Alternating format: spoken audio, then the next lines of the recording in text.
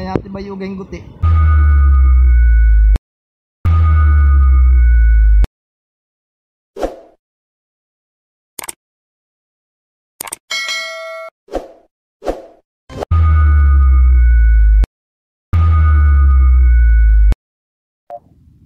Hello, good morning mga kapar.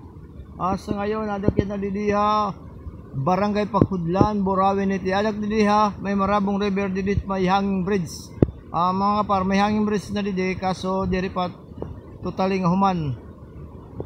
Mga kalalabs, under construction pa yung hanging bridge yan na.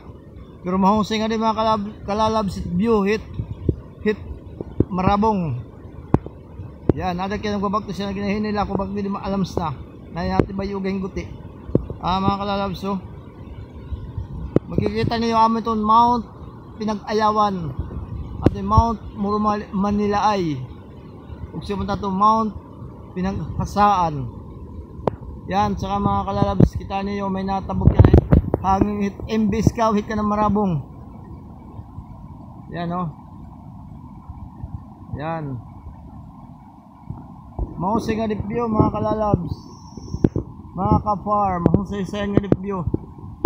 Mga pa kay aga pa din mga kalalabs, mga kapar. Yan, oh. Amit ito Mount Malimuno, ang Calvary ang Burawin.